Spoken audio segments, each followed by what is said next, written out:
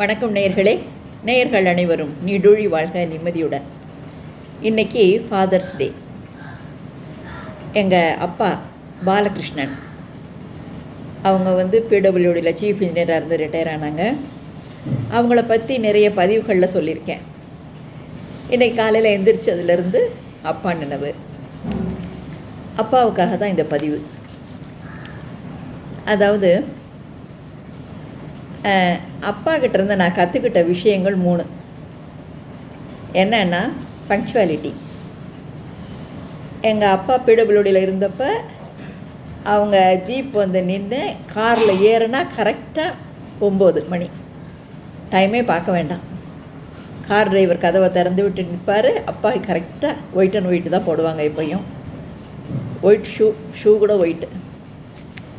என்ன அது கரெக்டாக காரில் ஏறுறப்ப மணி 9 இருக்கும். அது மாதிரி நான் கூடுமான அளவு நம்ம மேட்ரிமோனியலில் அந்த டைமிங்கை கடைப்பிடிச்சிட்டு வர்றேன். தேவையில்லாமல் அனாவசியமாக மேட்ரிமோனியலுக்கு லீவ் எடுக்க மாட்டேன். என்ன இந்த பங்க்சுவாலிட்டி அப்பா கிட்ட கற்றுக்கிட்டது. 2வது இன்வால்மெண்ட். நான் மேட்ரிமோனியல் ஆரம்பித்த புதுசில் எல்லாம் அப்பா இருந்தாங்க. அப்போ 2000 தான் இருந்தாங்க. அவங்க சொல்லுவாங்க, நான் அன்றைக்கி யாராவது மேட்ரிமோனியல் முடித்த உடனே நான் அப்பா கிட்ட போய் உட்காந்து பேச போனேன்னா, இன்றைக்கி யாராக இருப்பா வந்தாங்க அப்படின்னு கேட்பாங்க. நான் ஒருத்தர் வந்தார்ப்பா, அவர் செக்ரட்டேரியட்டில் வேலை பார்க்குறாராம். பேர் என்னன்னு கேட்பாங்க. பேர் என்னவோ சொன்னார்ப்பா, டக்கு நீங்கள் அவங்க வரல, ஸ்டாஃபு தான் ஃபில்லப் பண்ணாங்க ஃபார்மை அப்படின்னோன்னு அப்பாவுக்கு நிஜமாகவே கோவம் வரும். இந்த மாதிரி சொல்லாத, இன்வால்மெண்ட் எடுத்துக்கணும்.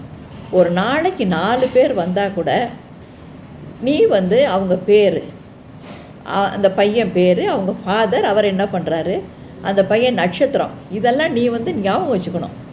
இதுக்கு என்ன பண்ணு, இன்னிலேருந்து உன் ஸ்டாஃபை ஃபில்லப் பண்ண சொல்லாத, ஃபார்மை நீயே ஃபில்லப் பண்ண. அது எத்தனை பேர் வந்தாலும் சரி, ஃபார்மை நீயே ஃபில்லப் பண்ணேன்னா உனக்கு மனசில் பதியும். என்ன அப்படின்னு அன்னைக்கு சொன்னதை நான் இன்றைக்கும் கடைப்பிடிச்சிட்டு வரேன். இப்போ ஒரு ரிஜிஸ்ட்ரேஷன்ஸ் பொண்ணு பையன்லாம் ஒரு 4000 5000 தாண்டிருச்சு. இருந்தால் கூட என்னோடய ஃபைல்ஸில் பார்த்திங்கன்னா எல்லாத்துலேயுமே என்னோடய ஹேண்ட் ரைட்டிங் இருக்கும். வர்றவங்க கேட்பாங்க, என்ன மேடம் எல்லாம் ஒரே ஹேண்ட் ரைட்டிங், உங்கள் ஹேண்ட் ரைட்டிங்காக இருக்குது, எல்லாமே நீங்களே தான் எழுதுவீங்களான்ட்டு. ஆமாம், நானே தான் எழுதுவேன். என்னன்னா எழுதுகிறப்பயே எனக்கு பாதி மனப்பாடாயிரும். ஃபாதர் இன்னவா இருக்கார், மதர் இன்னவா இருக்காங்க, எந்த ஏரியாவில் இருக்காங்க, அவங்க அந்த பையனோட நட்சத்திரம் என்ன, விக்னேஷ் விசாக நட்சத்திரம், சரவணன் அனுஷம், இப்படி இந்த மாதிரி டக்குன்னு ஞாபகத்தில் வரும் எனக்கு. என்ன இந்த இன்வால்மெண்ட்டு எனக்கு அப்பா கிட்டேருந்து வந்தது.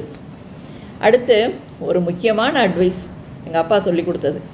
அதை இன்னும் கடைப்பிடிச்சிட்டு வரேன். இந்த அட்வைஸை யாருமே சொல்லியிருக்க மாட்டாங்கன்னு நினைக்கிறேன். என்னன்னா,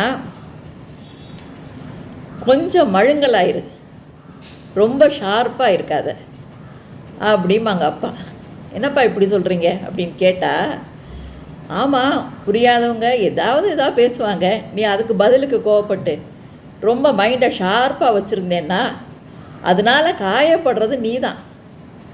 அதனால் கொஞ்சம் மழுங்கலாகவே இரு, அதனால் ஹெல்த் அஃபெக்ட் ஆகாமல் இருக்கும் அப்படிம்பாங்க.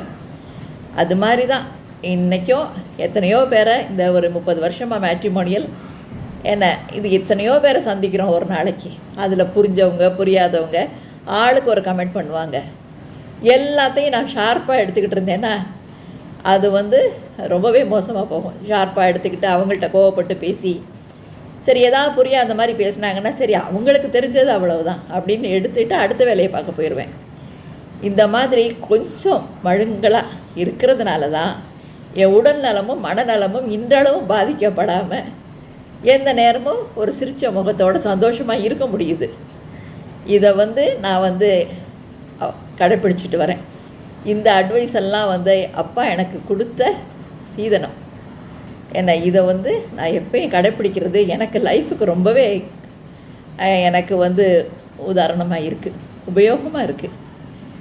என்ன அதனால் அப்பாவோட பிளெஸ்ஸிங்கில் எப்பயுமே மாதா பிதா குரு தெய்வம், அம்மா அப்பாவோட பிளெஸ்ஸிங் இருந்ததுன்னா என்ன எப்பயும் நம்ம அடுத்தடுத்த படிகளில் ஏறி நல்லா வருவோம். அதனால் அப்பாவோட ஆசீர்வாதத்தில் நாங்கள் 4 பேர் குழந்தைங்க எல்லோரும் நல்லா இருக்கிறதுக்கு இறை அருள் என்னைக்கு துணை நிற்கணும்னு எங்கள் அப்பாவே வேண்டிக்கிறேன். வாழ்த்துக்கள்.